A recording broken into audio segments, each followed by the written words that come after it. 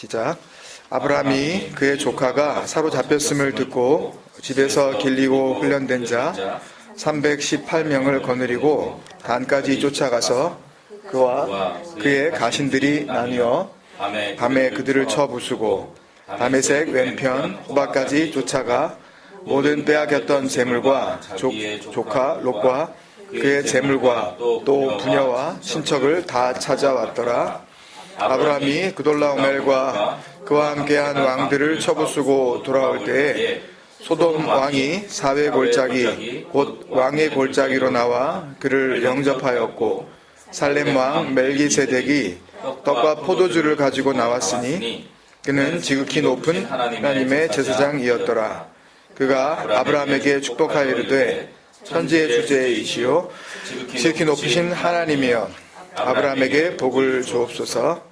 너희 대적을 내 손에 붙이신 지극히 높으신 하나님을 찬양할지로다 하매 아브라함이 그 얻은 것에서 10분의 1을 멜기세덱에게 주었더라. 아멘. 11조는 없다. 세 번째 시간입니다. 떡과 포도주, 레헴과 야인이라는 제목으로 같이 말씀 나눕니다. 오늘 본문은 나중에 우리가 창세기를 지금 하고 있으니까 또 하겠죠. 그래서 뭐 줄거리를 다 말씀드릴 필요는 없을 것 같아요. 아시는 분도 있을 거고 뭐 또 할 거니까 우리가요. 아브라함으로 그 이름이 바뀌기 전의 이야기네요. 그죠? 아브람 이렇게 나오는 거 보니까 성경 전체에서 우리가 지난 2주 동안 어쩌면 여러분들한테 새로운 그런 그 단어였죠. 마아세르라는 그런 그 단어가 11조라는 것을 우리가 알게 됐는데 이 마아세르라는 11조로 번역된 이 마아세르라는 히브리어 그 단어가 제일 처음 등장하고 있는 말씀이에요. 이 본문이요. 성경 전체에서. 그 말라기 3장에서는 그냥 11조라 그래서 그 조자가 이 조세 그 한문으로 그 세금을 뜻하는 그 조자였거든요. 그러니까 11조 그러면 일단은 세금이라는 어떤 그런 그 개념이 우리한테 다가오는 거고 11 뭐 이러니까 뭐 열에서 뭐 하나를 뭐 이런 개념이 되겠죠. 그래서 10%의 세금 뭐 이런 개념으로 이렇게 우리가 알 수가 있는데 그 마아세르를 여기서는 아예 노골적으로 똑같은 단어예요. 완전히 똑같은 단어입니다. 그걸 아예 그냥 10분의 1이라고 그냥 이렇게 번역을 해버렸어요. 그래서 보통 이 본문을 가지고 11조의 원조는 누구다? 믿음의 조상 아브라함이었다. 이렇게 이제 얘기를 하는 거예요. 그러니까 우리도 아브라함의 그 믿음의 조상이라 그러니까 그 믿음을 본받으려면 그리고 뭐 교회 다니는 사람 치고 믿음 나쁘고 싶은 사람이 세상에 어디 있겠어요. 그죠? 다 뭐 믿음 좋다는 소리 듣고 싶어 하죠. 그러니까 또 믿음 그런 아브라함 같은 그런 좋은 믿음을 가지고 있다면 가지고 싶고 가지고 있다면 그러면 어떻게 해야 된다? 11조를 잘 갖다 바쳐야 된다. 아브라함이 한 거다 이거. 응? 어디다가 내야 된다? 11조를. 이런 얘기를 저는 많이 들어봤거든요. 그러니까 그냥 교회도 아니고 지금 자기가 현재 다니고 있는 그 교회에 내야 된다라고 그렇게 얘기를 해요. 100이면 100다 그렇게 얘기합니다. 100이면 100다. 11조에 대해서 설교하는. 그렇게 안 하면 만약에 내가 지금 현재 출석하고 있는 그 교회에 그거 안 하면 그러면 11조는 하나님의 것이라 그랬으니까 문자적으로 우리는 그걸 그렇게 하지 않지만 하나님의 것을 가지고 마치 자기 것인 양 뭐 어려운 사람을 11조를 가지고 나는 어려운 사람 도와줄래. 나는 11조를 떼어가지고 해외 그 선교사 되게 어려운 것 같은데 그 선교사님 해줄래. 또 소위 그 미자리 교회라 그래가지고 뭐 형편이 굉장히 그 안 되는 재정적으로 힘들어하는 그 어떤 뭐 시골에 있는 어떤 목사님한테 보내드린다든지 하면 안 된다 그래요. 그렇게 하는 거 아니라고. 그렇게 자기 맘대로 11조 대상을 정하면 그거는 하나님이 하실 일들을 갖다 우리가 가로채는 거기 때문에 우리는 그냥 우리가 출석하고 있는 교회다 그냥 큰 교회면 큰 교회대로 작은 교회는 작은 교회대로 다 그 쓰임이 필요한 거기 때문에 거기에다 그냥 내야 되는 거고 또 거기에 있는 사람들은 거기 있는 사람대로 또 누군가가 또 하나님께서 돕는 손길을 이렇게 붙여가지고 하게 할 거니까 11조는 그렇게 하면 안 된다. 교회에다 낼 거 다 내고 그 사람들은 이제 또 다른 돈을 가지고 또 이렇게 섬겨라 뭐 이런 식으로 얘기를 하고 뭐 선교원금을 이제 또 따로 띄어라 뭐 이렇게. 그건 하나님의 영광을 드러내는 게 아니라 오히려 하나님의 영광을 가리게 되는 교만한 행동이라고 그렇게 가르치죠. 그래서 11조를 내되 반드시 내되 자기가 지금 다니고 있는 교회에 내야 되는 게 맞다라고 그렇게 주장을 해요. 그러니까 지난 그 두 번의 금요 기도회 시간을 통해서도 말씀드렸지만 하나님은 우리에게 돈 내라고 하지 않아요. 그러니까 돈 내라고 하지 않는 정도가 아니라 돈에 대해서 아예 관심이 없으세요. 그런 거에 대해서는. 교회에 돈을 내느냐 안 내느냐 11조를 띄느냐 안 띄느냐에 대해 아예 관심이 없다고요. 그러니까 여러분도 그 관심을 버리세요. 우리 교회 헌금 봉투에 11조라고 돼 있는 건 그거에 대해서 정확하게 이런 어떤 그 진리 안에서 모든 것이 다져지기 전에 이미 벌써 뭐 프린트가 돼서 나온 거기 때문에 그건 뭐 그냥 그렇게 쓰는 거예요, 우리가요. 그리고 우리가 내는 또 11조는 어떤 강요나 그걸 통해서 내가 뭐 어떻게 하나님께 뭘 받아보겠다고 하는 그런 그 얄팍한 심리를 가지고 하는 게 아니기 때문에 또 다른 차원의 진정한 의미의 그 아세르라는 마음으로 그 11조에 틱을 해야 된다고 저는 생각을 합니다. 하여튼 뭐 그것도 뭐 없앴으면 좋겠지만요. 일단은 하여튼 하나님은 그런 10%를 띄느냐 안 띄느냐에 대해서 요구를 안 하신다고요. 그러니까 성경을 통해서 하나님 뭔가 내라 말라 하는 말씀을 하시는 것은 그런 게 있거든요. 뭐 내라 이렇게 뭐 드려라. 그러니까 그런 땅적 현상을 통해서 진짜 우리가 하나님께 내놓아야 할 것이 무엇인가를 가르쳐 주시기 위한 목적이 있어서 그런 거지 돈 그 자체, 물질 그 자체, 어떤 10%의 소득이라는 그 11조 자체, 또 뭐 양, 어린 양, 소, 뭐 비둘기, 뭐 고운 가루, 뭐 이런 그 희생 제물 그 자체를 이것들이 내놓나 안 내놓나를 보시고 그것에 따라 잘 살게 해줄까 아니면 못 살게 해줄까를 결정하시는 그런 절대적인 기준이 아니란 말이죠. 근데 표현상의 그 차이가 다소 있을 뿐 11조가 성도의 당연한 의무라고 철석같이 믿고 있어요. 세상 교회들이. 그래서 그런 이 설교를 통해서 뭐라고 이야기를 하냐면 내가 왜 이런 설교를 하냐 하면 왜 이런 11조 설교를 하냐 하면 이건 여러분들이 잘 되고 복 받고 이게 좋은 일이기 때문에 목사인 내가 여러분들을 사랑하는데 내가 어떻게 이 좋은 일을 소홀히 가르칠 수 있겠냐 하면서 11조를 강조를 해요. 아니 내면 복 받는데 약속이 있는 건데 이걸 갖다가 내가 어떻게 강조를 하지 않을 수가 있느냐. 그러니까 교회의 세태가 이렇게 흐르다 보니까 이런 분위기의 그 편승에서 나온 책이 있는데 그 책 이름이 11조의 비밀을 안 최고의 부자 록펠러예요. 뭐 내용이야 뭐 이걸 뭐 지금 소개하는 뭐 책 소개하는 시간이 아니니까 말씀드리지 않아도 뭐 제목만 봐도 뻔하죠 이거. 그러니까 록펠러라는 어떤 돈 많이 번 그 사람을 제가 삐딱한 시각으로 이렇게 시샘하는 그런 얘기를 하려고 그러는 게 아니고요. 록펠러가 우리가 알듯이 The King of the Oil 뭐 석유의 왕 뭐 이러지 않습니까? 왜 어떤 방법으로 석유의 왕까지 됐는지, 왜 어느 순간부터 갑자기 기부하는 이 행동을 하기 시작을 했는지, 왜 막 여기저기다가 건물을 지어서 교회를 갖다 막 수천 개씩 지어줬는지 그 진짜 이유를 알면 이런 책이 나올 수도 없어요. 그리고 진짜 그 이유를 알면 그 현대 미국 사회에 다 나와 있거든요. 그 사람이 무슨 짓을 했는지요.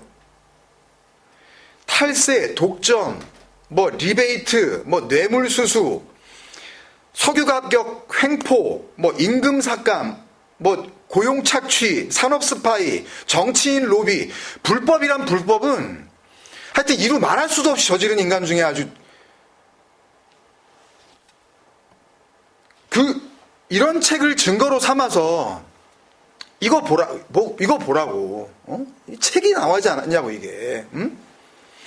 11조를 이렇게 철저히 냈더니 하나님께서 싸울 곳이 없도록 복을 주시지 않았냐고. 그렇게 설교 예화를 삼을 수가 있겠습니까? 없겠습니까? 한국의 웬만한 소위 유명하고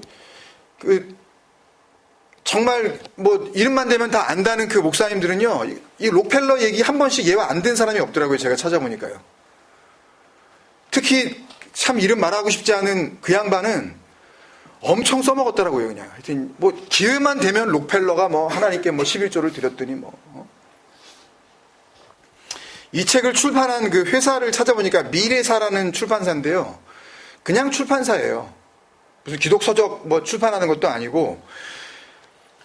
그래서 왜 이런 책을 갖다가 이런 소위 비기독교, 그냥 일반 영리를 추구하는 그런 책을 발간하는 그 출판사에서 냈는지에 대해서 궁금해하던 이 록펠러뿐만이 아니라 이 미국 근대 미국사에 대해서 잘 알고 있는 이 미국 기업 역사 전문가가 왜 역사적인 사실과는 다른 이런 책을 발간하게 됐는가 인터뷰를 한 기사가 신문에 난 게 있더라고요.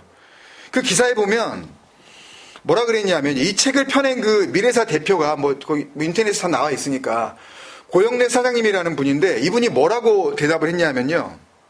저는 이분을 절대 뭐라 그러는 거 아닙니다. 절대 오해하지 마세요. 그냥 사실만을 이야기하는 거예요. 이 책을 왜 어떻게 펴내게 됐느냐 그랬더니 록펠러가 알려진 것처럼 독선적인 자본가로 산 것은 맞지만 기독교인으로서 크리스천으로서 어느 순간부터 11조를 잘했고 또 나이 50이 넘어서는 기부활동을 열심히 한 것에 대해서 내가 긍정적으로 평가를 했다. 그래 놓고서는 기획 의도에 대해서 이야기를 했는데요. 기획 의도라는 건 뭐냐 하면 어떤 책을 이제 출판을 하려 그러면 그냥 무작정 출판하는 게 아니지 않습니까? 출판하는 데 들어가는 기본적인 비용이 있잖아요. 뭐 직원들 월급도 줘야 되는 거고 뭐 인쇄하는 비용도 하여튼 들어가는 돈이 있는데 그 돈이 들어가고 투자가 되고 나서 사업적으로 어느 정도 수익성이 있어야 출판을 할 거 아니에요. 책을 내면 아무도 사볼 것 같지 않은 책을 갖다가 내는 그런 출판사가 세상에 몇이나 되겠습니까?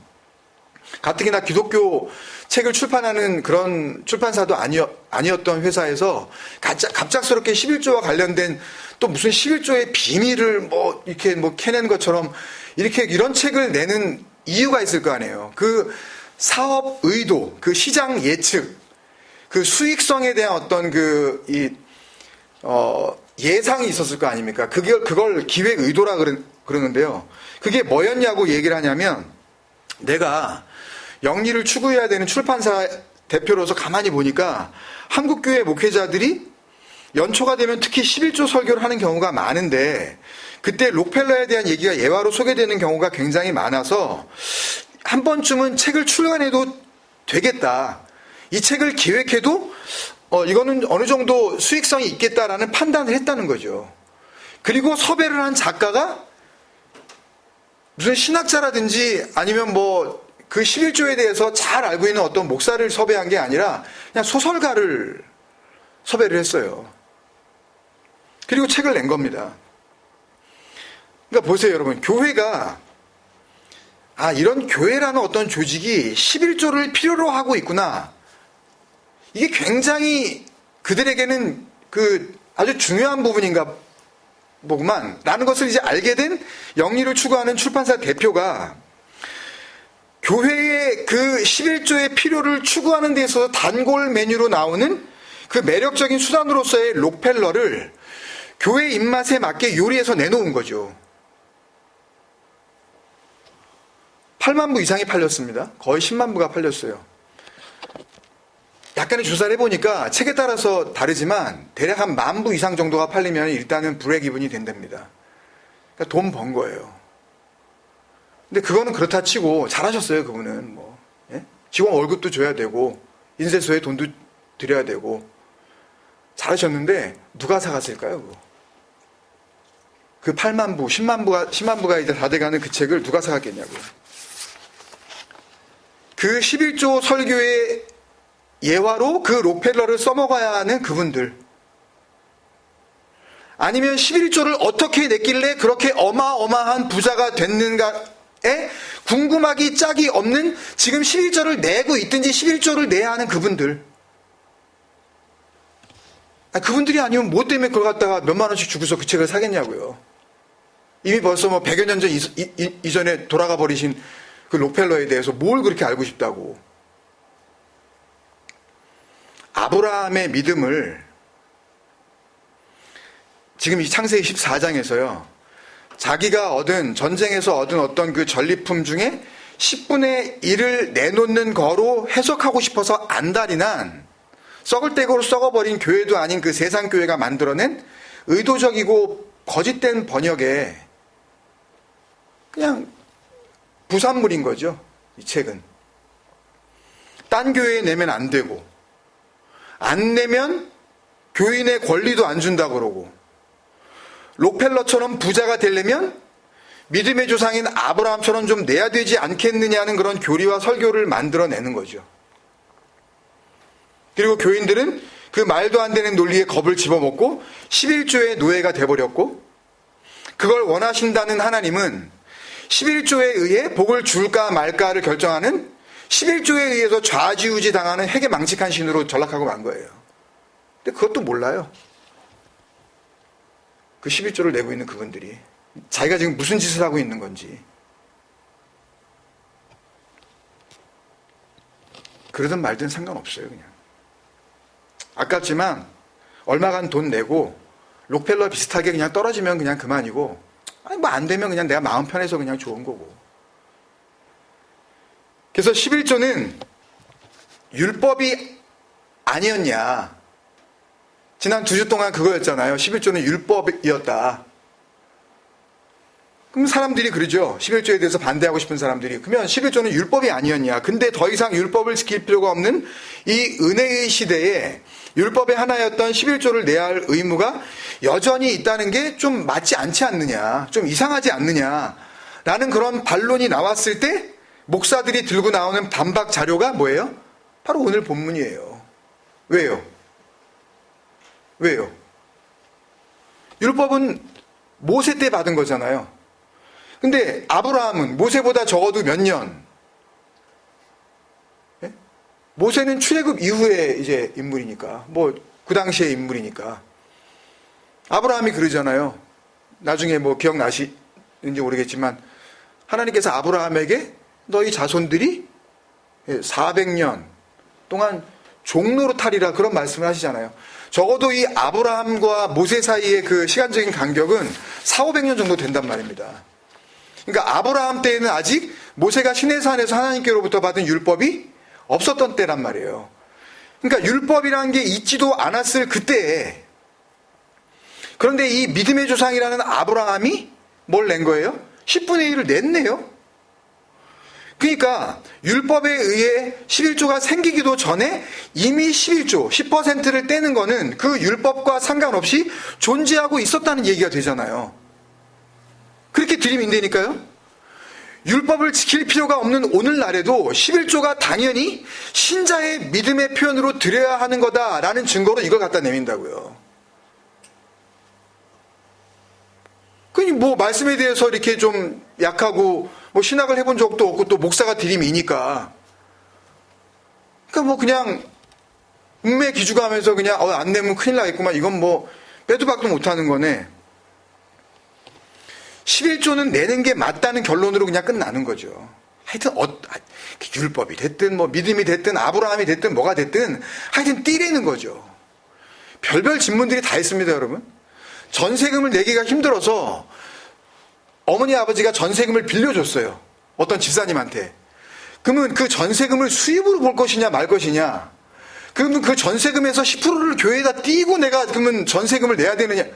이런 질문을 목사한테 한다니까요. 목사가 또 뭐라고 답을 하는 줄 아세요? 유명한 목사님이에요. 그냥 이름만 대면 믿음으로 드리래요. 믿음으로. 안 해도 된다는 말은 못하고 믿음으로 드리래요. 믿음으로. 뭔 놈의 믿음이 돈 갖고 해결이 되냐고 도대체. 돈을 뜯느냐 안 떼느냐가. 한국 교회가 이렇게 썩었다고요. 교회도 아니에요. 그냥 교회에 돈이 필요하면 그냥 필요합니다. 그러면 되죠. 왜 거기다 하나님을 팔고 자기가 잘 알지도 못하는 그 11조의 그 은혜도 모르면서 11조는 안 내도 아무 상관이 없다는 쪽으로는요 절대 동의를 못하는 거죠. 그렇다면 중요한 건 오늘 본문이 율법과 상관없이 자기가 얻은 소득의 10%는 무조건 하나님께 드려야 한다는 내용이 맞아야 되는 거죠. 그죠? 무슨 말씀인지 아시겠어요? 그렇다면 율법을 초월해서, 그러니까 율법이 있기도 전에 믿음의 조상이 된 그분이 율법을 알기도 전에 그렇게 10분의 1을 떼야 되는 것이 그게 정말 믿음의 조상의 그 모습이었다면, 그렇다면 오늘 본문은 다른 거를 다 제쳐두고라도 10%를 떼야 된다라는 내용이 분명해야 되잖아요. 만약에 그게 아니라면, 오늘 본문도 돈 내라는 내용이 아니라면 11조를 주장하는 무리들의 설 자리는 점점 없어지는 거겠죠. 그래도 또 서요. 그래도 또 뭐 별 이유를 다 대가지고 또 내라 그럽니다. 또 아직 그 신약에 하나 또 뭐 남은 게 있거든요. 우리 비유 설교할 때 한번 한 건데 뭐 다루게 되겠지만 어쨌든 오늘 본문 마지막 그 문장에 보면 전쟁에서 돌아오는 아브라함 일행을 맞이하는 그 살렘 왕 멜기세덱의 이야기가 나와요. 그죠? 다음 주에 이 부분을 히브리서와 연결시켜서 한 번 더 설명을 드려야 되는데요. 오늘은 이것만 가지고 말씀을 드리겠습니다. 살렘 왕이라고 되어 있는데요. 갑자기 튀어나온 왕이에요. 이 13장, 14장 창세기를 쭉 읽어보시면 이 가나안 이 9개 족속 왕들이 서로 이렇게 5개 왕, 4개 왕이 뭉쳐가지고 이렇게 조공을 바치느냐 안 바치느냐 문제 가지고 이제 싸우고 하는 그런 내용들이 나오지 않습니까? 근데 거기에 이 사람 이름 없어요. 갑자기 튀어나온 거예요. 살렘 왕. 이게 히브리어로 멜렉 살렘인데요. 멜렉은 왕이에요. 살렘은 우리가 잘 알다시피 샬롬. 그럼 그게 우리가 아는 것처럼 평화잖아요. 그러면 멜렉 살렘, 이거는요, 살렘 왕이라는 거는 갑자기 평화의 왕이 딱 튀어나와 버린 거예요. 그리고 멜기세덱이 나오는 겁니다. 그러니까 이런 데서 절대 놓치면 안 돼요. 이런 거를 무심코 그냥 막 읽어버리면, 그러면 우리는 굉장히 중요한 복음들을 쉽게 놓칠 수가 있거든요. 18절부터 이제 20절까지 그 내용이 이어지는 이 아브라함에게 그 축복의 기도를 하는 그 내용이 나오는데요. 주어는, 그 축복을 하는 주어는 멜기세덱이에요.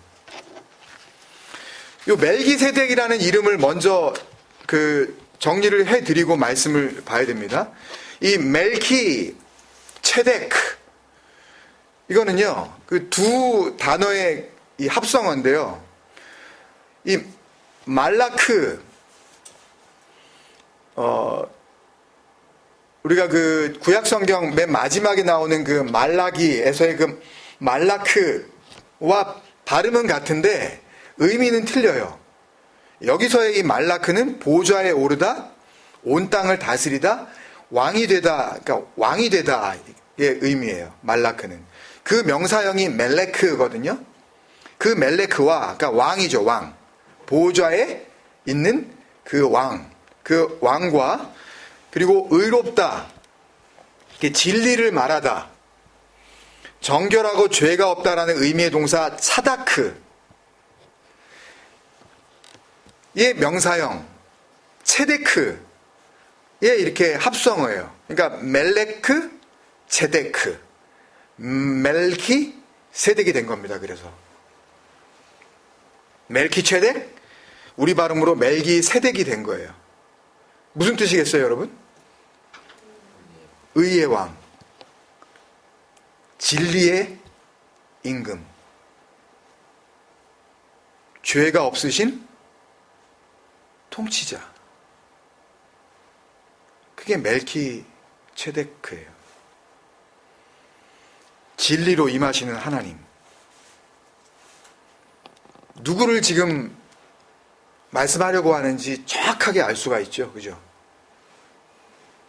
그 멜기세덱이, 그 의의 왕이 18절에 보면 뭘 가지고 나와서 아브라함을 맞이해요? 떡과 포도주를 가지고 나와요. 레헴이 떡이거든요. 성전 안에 진설병, 그런 뜻입니다. 그러니까 성전 안에, 아버지의 집이죠. 그 안에 양식이 있는 거죠. 전부 뭔가를 계속 설명하시려고 그래요. 하나님은 그냥 무슨 그냥 말씀하시는 게 없어요. 레헴, 떡이에요. 먹을 양식, 씨입니다. 말씀이에요. 레헴, 와 야인, 떡과 포도주, 야인, 포도주는 번제단에 뿌려지는 그 피를 의미합니다, 여러분.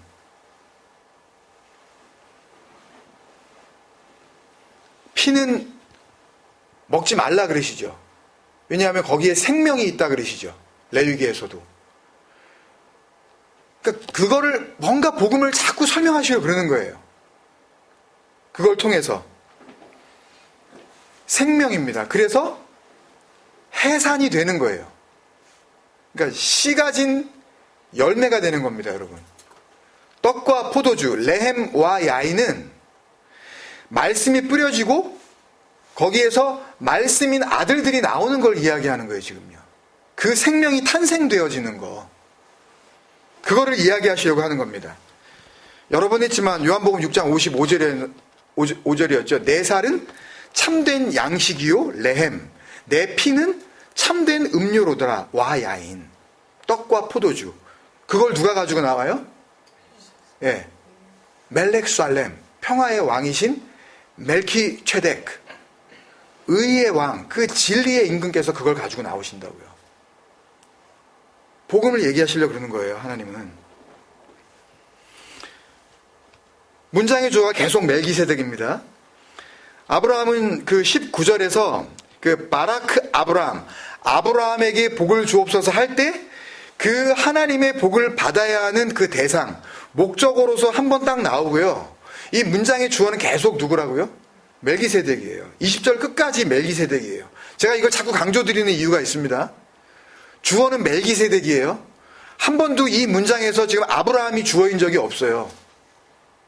히브리어 책을 갖다가 까놓고 제가 여러분들한테 보여드릴 수도 있으니까 이건요. 멜기세덱이 계속 아마를 하고 있는 거예요.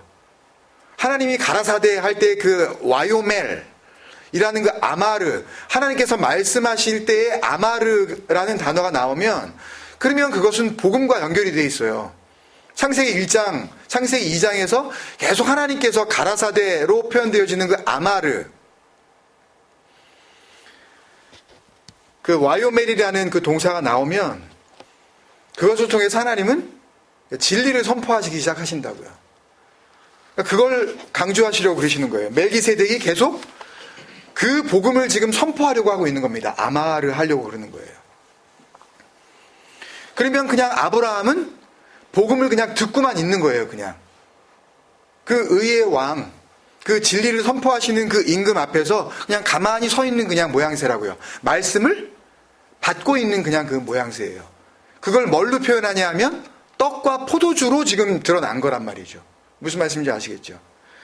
그러니까 20절 마지막에 아브라함이 그 얻은 것에서 10분의 1을 멜기세덱에게 주었더라는 그 번역은 완전히 엉뚱한 번역이에요.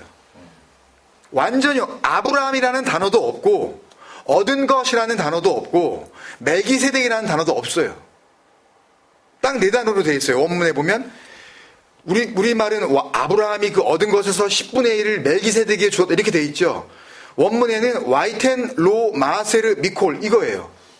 단어 4개를 간단한 4개를 갖다가 아브라함이 그 얻은 것에서 10분의 1을 멜기세덱에게 주었더라.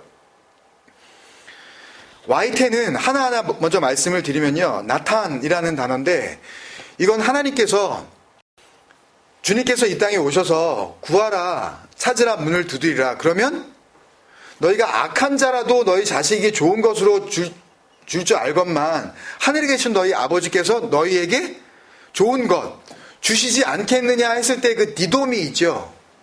그 디도미와 같은 단어예요. 나탄이라는 이 히브리어는. 그러니까 그냥 뭘 주는 게 아니라 가장 좋은 걸 주는 단어입니다. 그냥 기브가 아니에요. 그냥 영어로는 그냥 기브라고밖에 해석을 할 수가 없는데 그런 단순한 그런 주고받고 하는 그런 동사가 아니라고요. 이 나탄이라는 단어는 가장 좋은 걸 준다라는 그런 의미예요. 그런 의미에서 실제로 사전을 찾아보면 언약을 세우다, 생명을 잉태하다, 아들을 낳는 거죠. 값을 치르다 이렇게 돼 있어요. 나탄이. 여기서 그 다음에 나오는 이 로는 로 루암미, 로 루하마 할 때 로 암미 할 때 아니다, 로 토부 그 로가 아니고요. 이거는 그냥 이렇게 감탄사예요. 자, 봐라. 진실로 그런 의미에서의 그 단어예요. 그다음에 마하셀은 우리가 계속했으니까 10번째 것이라는 의미에서 온전한 선물. 또 뭐라고 표현하실 수 있을까요? 온전한 선물, 진리의 말씀, 그런 의미에서 진리의 영, 성령, 보혜사, 에제르 케네그도, 파라클레토스, 그렇죠. 이게 그런 복음으로 다 연결이 되어지죠.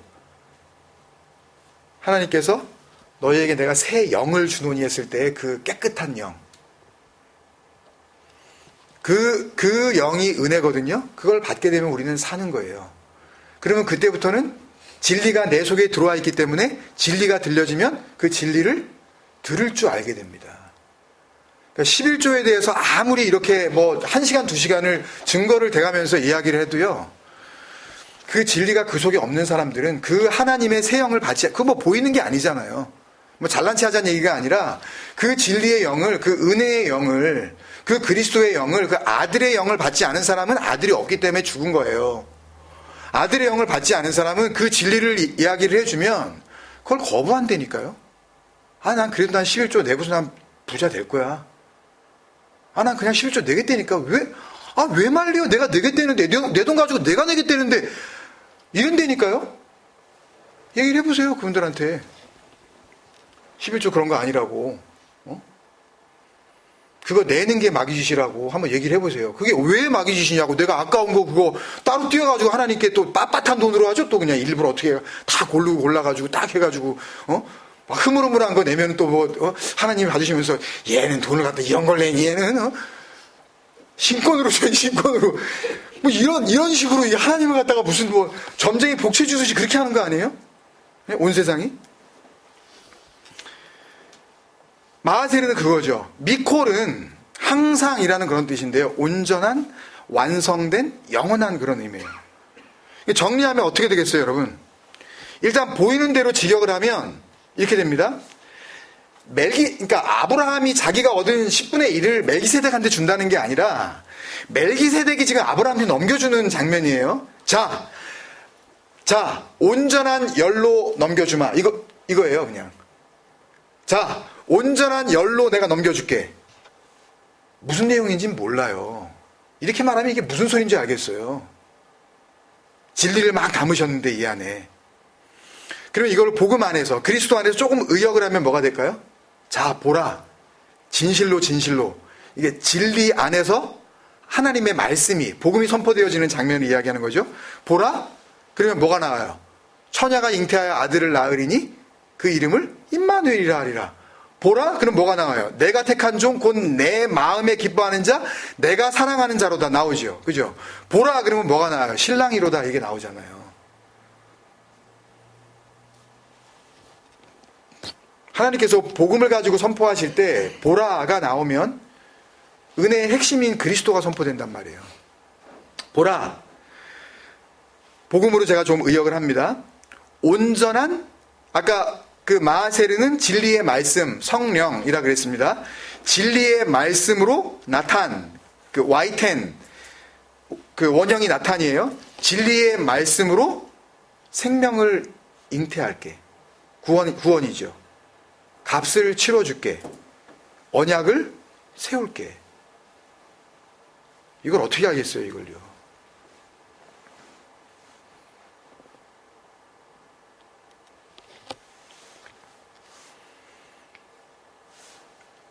완성된 진리의 말씀으로 언약을 세우리라. 다음 주에 좀 자세히 보겠지만 히브리서 6장, 7장, 이제 8장에 멜기세덱 이야기가 이렇게 쭉 나오는데요. 이 7장에 멜기세덱 이야기가 나오고 나서 히브리서 8장에 들어가서 이제 그 결론 부분들을 이렇게 쭉 보면 8절에 뭐라 그러냐면요. 볼지어다 이런 말씀이 나와요. 봐라, 보라, 볼지어다 날이 이르리니 내가 이스라엘 집과 유다 집과 더불어 새 언약을 맺으리라.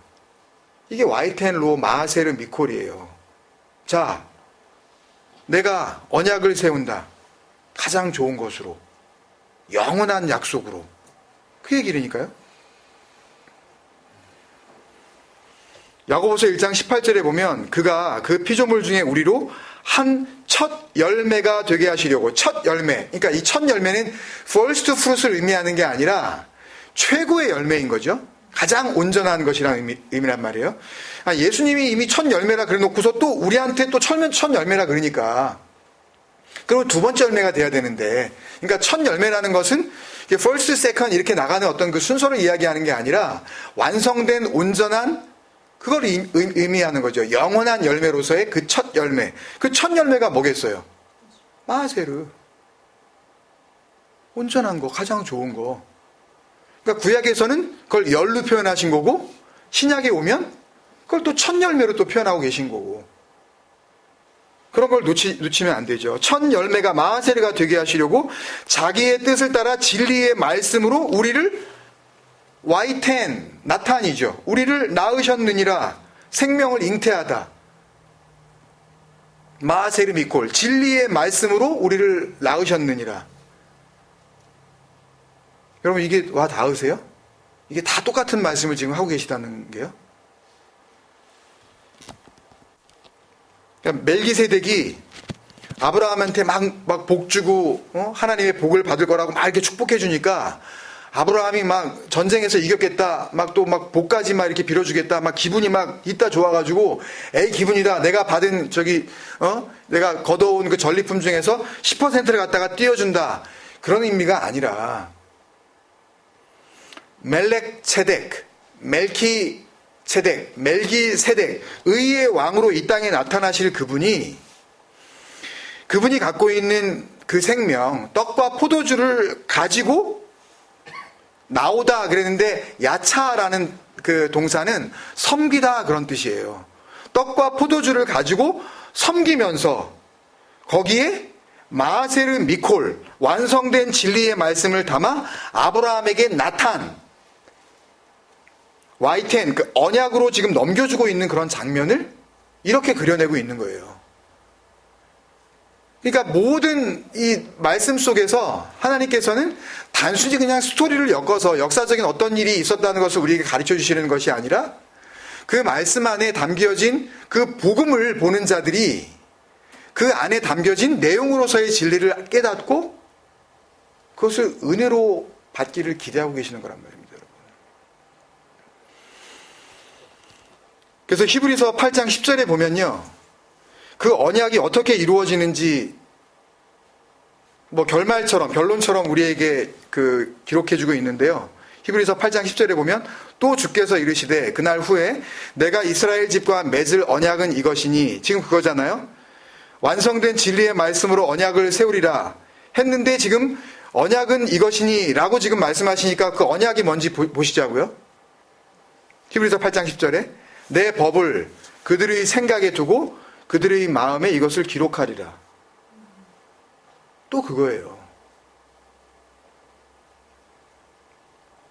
네 생각에 내 말씀이 있게 하고 너희 마음에 내 말을 새기게 하리라.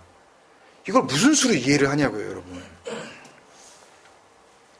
생각에 그 말씀이 들어온다는 게 무슨 말씀 몇 구절을 외운다는 얘기일까요? 아니면 마음에 그 법을 새긴다는 게 아주 달달 외워가지고 그냥 자나깨나 그게 마음속에서 그냥 툭툭 터져 나온다는 이야기일까요? 이게 그 진리와 은혜 안에서 복음으로 이걸 듣지 못하면은요, 이건 아무리 설명을 해도 우리하고는 전혀 상관없는, 이해할 수 없는 그런 이야기가 되고 마는 것입니다, 여러분. 그래서 계속해서 그 말씀을 우리에게 하나님께서는 하고 계시는 것이고, 우리는 그 말씀을 통하여 누군가가 귀가 열리고 눈이 열리고 마음이 열려져서 하나님께서 말씀하시는 그 약속이 무엇인지를 깨닫게 되어지는 인도함이 우리에게 나타나기를 우리는 소망하게 되어지는 겁니다. 그게 구원으로 인도함을 받은 언약의 백성들의 모습이에요. 그것이 가장 소중하다는 것을 알게 되죠. 그때 나는 그들에게 하나님이 되고 그들은 내게 백성이 되리라. 하나님의 그 백성, 그 나라 안에 거하고 있는 그 천국 백성으로서의 완성된 모습을 이미 약속해 주고 계셨던 거죠. 다음 주에 계속해서 이 부분의 말씀을 조금 더 볼 텐데요. 그러니까 11조나 이 10분의 1은 참 더러운 번역과 그 거짓된 선교가 잘 만나서 이 십자가만큼이나 왜곡된 그 음란한 종교가 되어버린 기독교의 흉측스러운 상징이 되고 있는 것입니다, 여러분. 이 안에 담긴 진리를 우리가 바로 깨닫고 나는 이 마하세르의 온전한 은혜로 우리가 살아가고 또 엉뚱한 11조를 붙잡고 있는 자들에게는 이것을 우리가 흘려줌으로 말미암아 그들이 그 죽음 가운데에서 벗어날 수 있는 그런 은혜의 기회들이 되었으면 참 좋겠습니다. 네. 다시 한번 기도하시겠습니다, 여러분.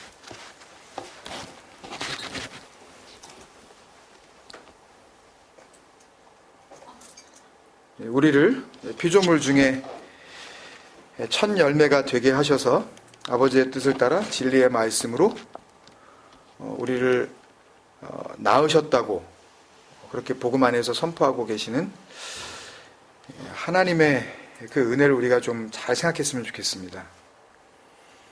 그것이 나에게 일어난 일이고 또 나에게 역사하는 그 능력이기 때문에 이것이 내 마음에 분명히 새겨지고 또 내 생각에 또 주장되어지는 그런 복된 능력이 되어야 될 줄로 믿습니다. 우리 교회가 그 안에서 하나가 되어질 수 있도록 그런 마음으로 같이 기도하면서 오늘 기도에 마치도록 하겠습니다.